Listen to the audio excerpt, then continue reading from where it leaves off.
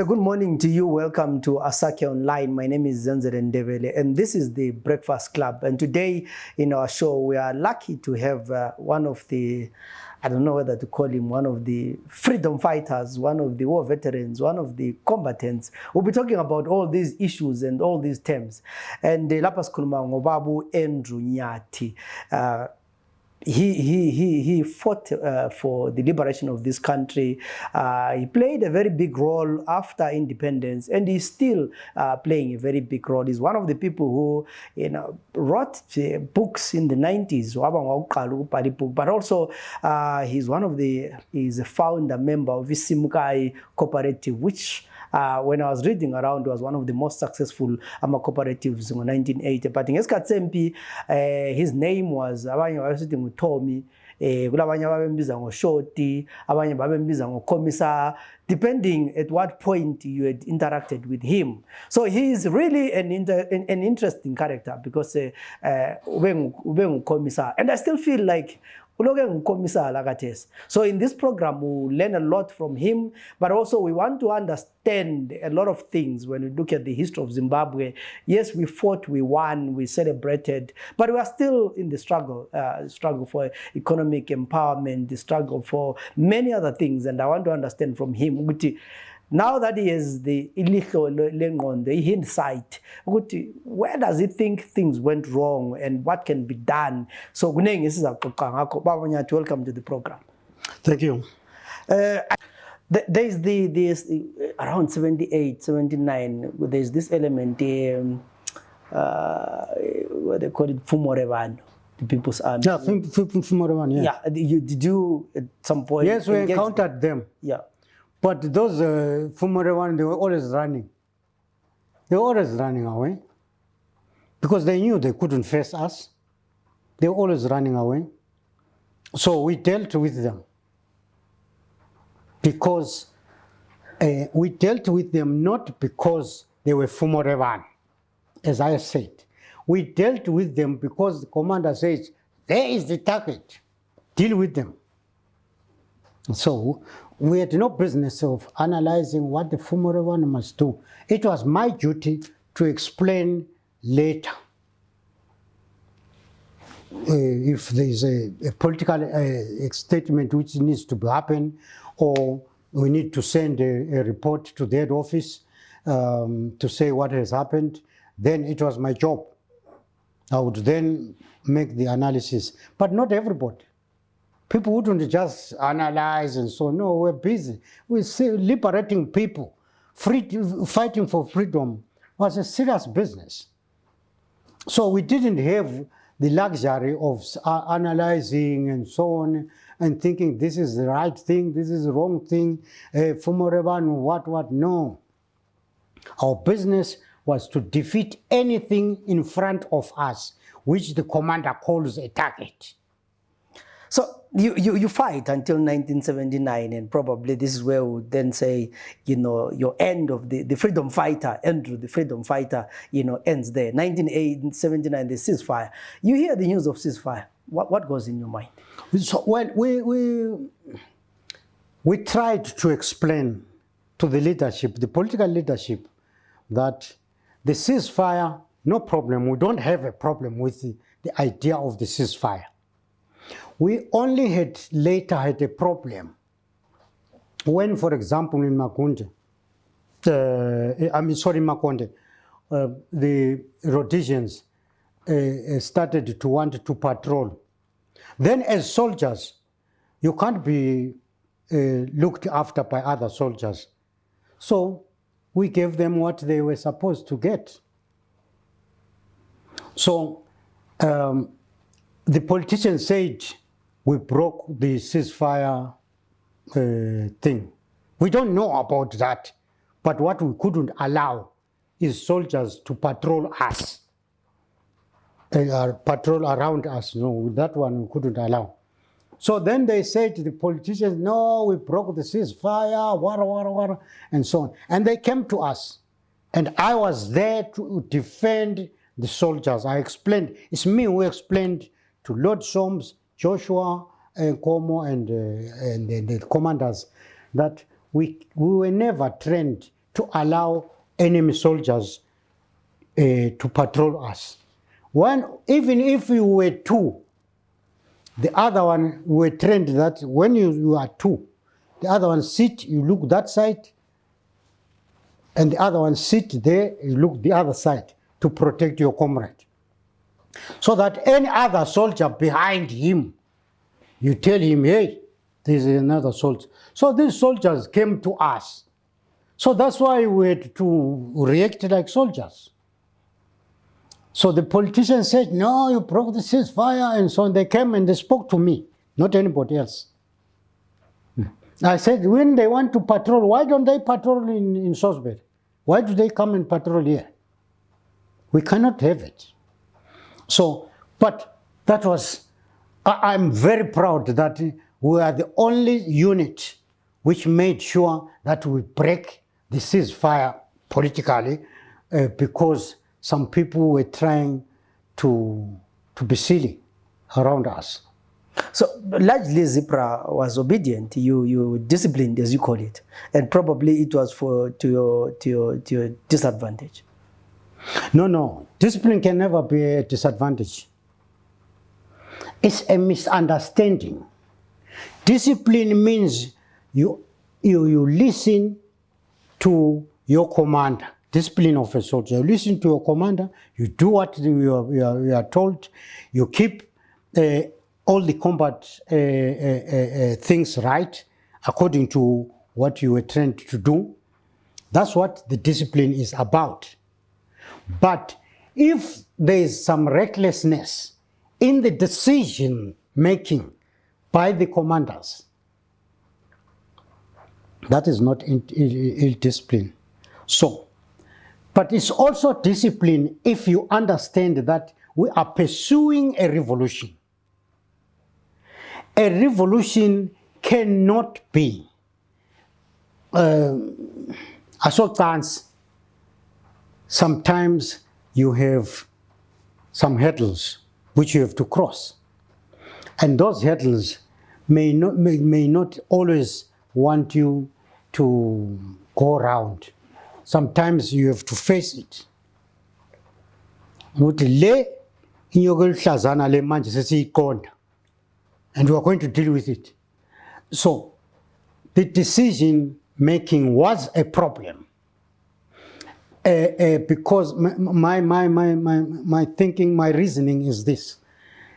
We were not trained effectively enough to make revolutionary decisions. In other words, to understand that we are pursuing a revolution, but this decision is detrimental to the revolution we are pursuing. At that point, that's where we were not trained enough, or we didn't understand enough to say, no, we have. Because it is important to understand that a revolution starts with rebellion. You can't, if you agree to everything else and think you are disciplined, you are ill-disciplined because you cannot rebel against the wrong thing. So you start with a rebellion before you become a revolution. So rebellion means you disown the laws which are wrong, which are against the revolution. You disown them deliberately because you know that this one is wrong. So it was not the discipline of a soldier. It was the lack of proper decisions, revolutionary decisions by the command. Okay, I know I was part of in the mix there, but in a revolution you make decisions, but you follow the decisions. But sometimes you also allow to retreat if you think advancing as one you will lose soldiers, or you will lose the possibilities of advancing. You retreat a bit and then discuss about it. I said, no, look, commanders, man, this is wrong. We shouldn't have done that. We should not have done this. So I know a lot of people, no, man, you should have allowed people to do this. No, the soldiers do not make decisions. Soldiers are told what to do. So the soldiers, by and large, of ZPRA were disciplined, they were right. But the command should have been able to analyze situations and make different decisions. So for different situations. Talking about going to assembly points, do you think it was a wise decision for every ZPRA to leave the areas that you controlled back then and go into assembly points? I think to be in an assembly point was wise. I think it was wise. I think it was fine because that's how we could account for people. That's how we could control any activities which could happen. Because remember, some of the cadres then, if you just allowed that, they would make problems. Socially, there would be a lot of problems. So I think coming into an assembly point was right. But taking people from an assembly point for integration every 2 weeks was wrong. Should have taken people for integration, doesn't matter whether how many, but those people should have integrated until they are a unit themselves there, and you remain in the assembly point. Even if it took 5 years or more, it was going to be all right. But the problem, everybody was, there was hasting about, the people were worrying about, no, let's get these guys together. But the enemy understood what they were doing. This, every other day, go for integration, go for it. No, man, no. People should have been integrated, trained, and they become a unit. And they operate as a unit. We know that there's one unit, I don't know what that doesn't matter what you call it. There's one unit which has been integrated and is functioning well. And then you go to the next one, and then your next one. If that unit didn't function well, then you still had a leg to stand on in the assembly points. So my problem is the dismantling of assembly points quickly was a problem. That's where things really began to go wrong. They took us to Chitungwiza and Tumbane. We went to sit there, and they mixed us with the peasants, with the povo, with the civilians. We stayed there. And then that thing also has its own challenges. Like I say, if you left the people still in the bush, still that would be a challenge. So socially it wouldn't work well. So now they take us, put us in town. And they mix us before integration. What are these people trying to do? And that's why they provoked people, things like Tumbane. Because they mixed us without any understanding. Yet we should have been trained. Even those who were commanders, like myself, could have been taken, put together, and trained together on how to deal with this thing. So that we were the ones who were going to lead the soldiers to be together, to stay together. But now if the soldiers are led by a political statement, what is this? So you are in Chitungwiza when this whole fight in Chitungwiza happens. Sorry? You were in Chitungwiza when the fight in Chitungwiza started? The first one? Yes. Yeah. What was the cause? When they? What was the cause? Well, you know, when there's, you are put there, you have got challenges. We didn't know that women has got things like this and so on. So you go there, you meet women, you go there, there's beer, you go, there's many things. And you have got a gun. And remember, a person with a gun is a rude man. So he wants to tell you what to do.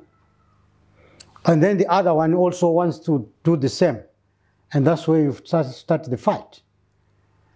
It has nothing to do with the tribe, whether you are Zanla, whether you are this. You can't put soldiers within the civilian population. You can't do it.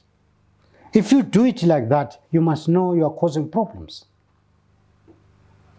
So, as I would say, and we were taken as a Salvation Army. You can't take an AK, make it a scoop. You can't do that. So, and then we have got our AKs, and then we go and mix them. And that lady is so nice, she's so beautiful, and you want that woman. And then you are having a gun and you are used to commanding things. You will command. And that's a problem. So we shouldn't have been mixed with the civilians. Be that as it may. And then the fight starts. And then when the fight has started, you will say, no, stop, what's going to happen? Then you say, no, man, people are going to die. People are meant to die in a war situation. When you put the soldiers there, soldiers are not about kissing people. No, it's not about kissing people. That's why I say, maybe some people thought we were a Salvation Army.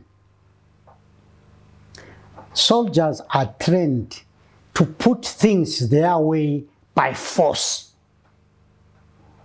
So you have to force your way.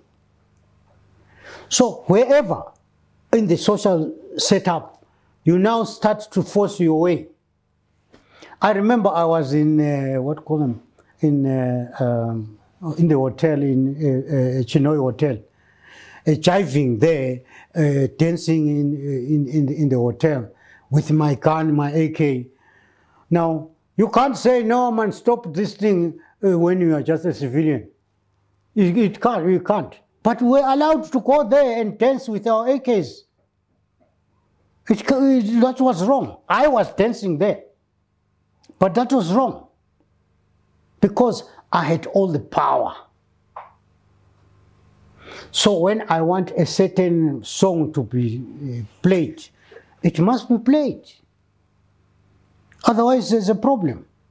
Look, Sumbo was here during the struggle. Sumbo was here, and he went to some valley somewhere, and people couldn't do what he wanted.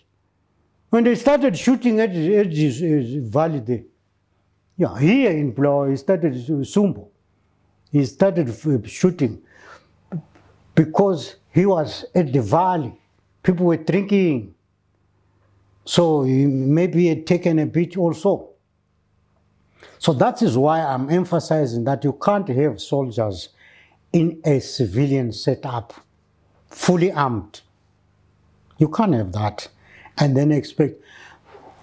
But I think some people who understood, they knew that this thing, once it's like this, is going to result in some form of fight.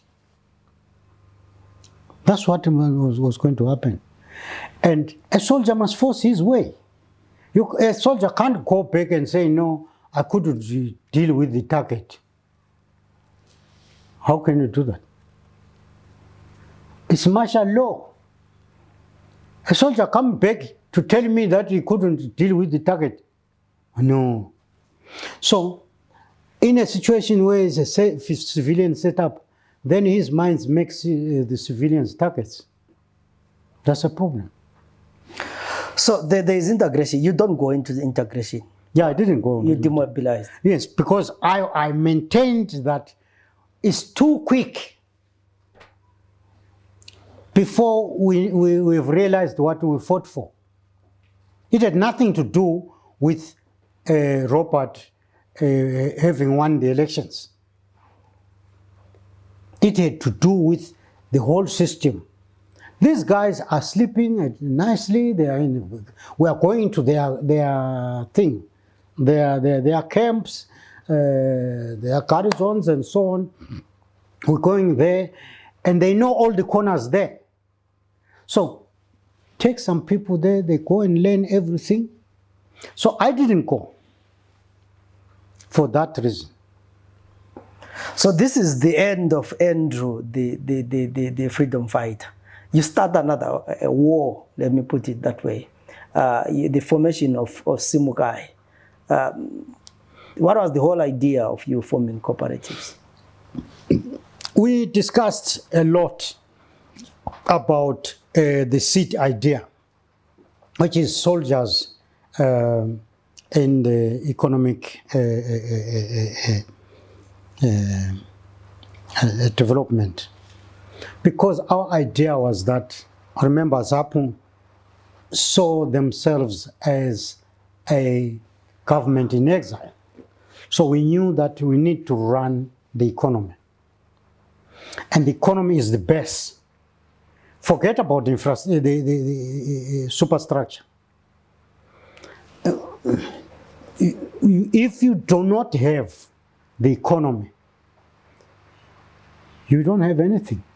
You can sing, you can dance ikongonya waichaya, you can lift the flag, but that will not stop hunger. That will not stop poverty. That will not stop ignorance. So, if you want to stop ignorance, poverty, hunger, you need to deal with the issue of the economy. And you need to be involved. And to be involved in the economy means, one, you have to own things, the things in the economy. You have to control. You can't just look at things happening. You have to control. Even man in the fields, you have pest control. You have to control things in the economy.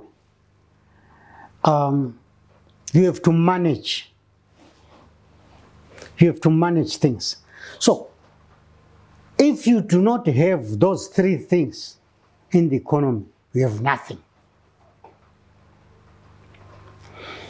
Now, this is as a result of that, what we didn't do then. If you look at Zimbabwe from a helicopter's view now, this is a market for other countries. Go outside here. Every other third car is a Japanese car. Oh, I'm sorry, I don't know whether it's right or not right. You'll edit out. Every other car, every other food, everything. We are a market for other people. We're a market for other people. We produce nothing in the sense that we have got the products. I'm not talking about Wartime, because Wartime takes away the soberness of a person. And then when the soberness of a person is taken out, and if you are the one who is manufacturing that, that means you are helping to hold us back. I'm talking about so that we can, starting from the napkin, what we clothe, what we eat, how we shelter ourselves, everything, we must be able to have products which are called Ndebele and Sons. Produces cameras. Ndebele and Sons produces books. Ndebele and Sons produces whatever. And then we have got the buses which bring the service. We have got the truck which moves these products of Ndebele and Sons to the Nyathi and brothers. We don't have more than 500 companies which were here in 1980 migrated. Forget about this, the propaganda of the streets, where people tell you, no, the Shonas took this, they took the other, what call it, blankets, national blankets to Murewa. It's not there. The truth of the matter is that we are not producing any products. Therefore, even the services and the tools for those services come from other people. If I want to go to the toilet now, I can tell you that the toilet seat was produced somewhere. Now, so how are we running this country? How are we running this country?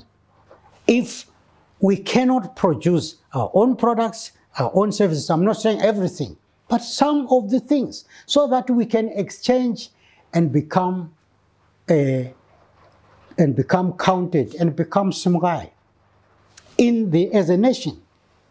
And that is why, on my side, we started Simukai and other cooperatives and other organizations and so on to make sure that we do this, but we didn't have the political support. And when the economic meltdown came, it just finished us. We couldn't be an island.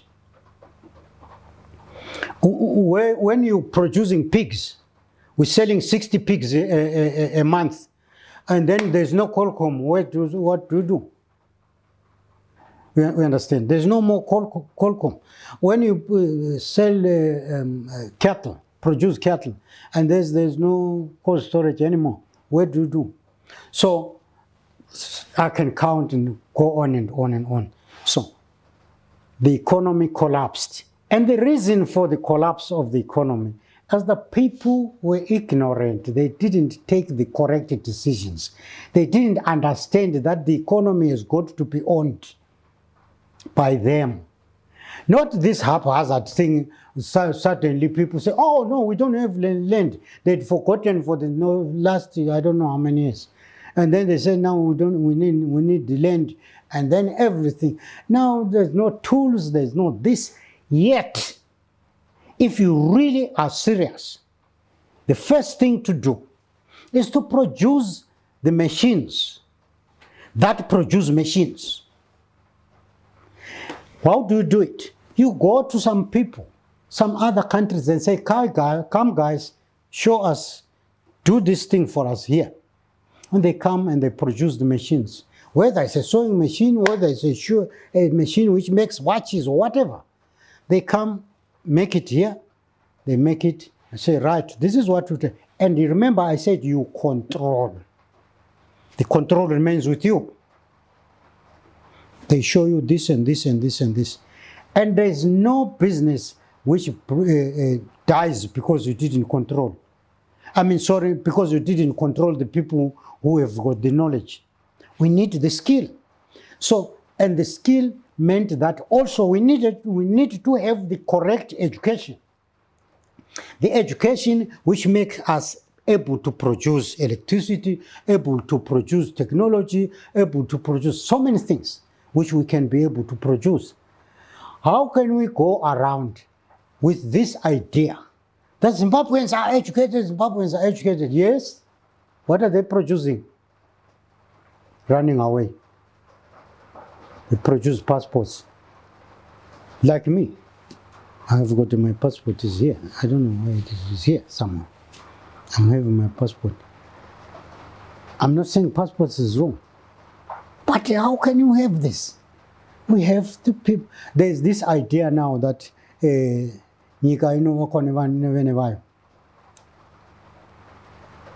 wait a minute.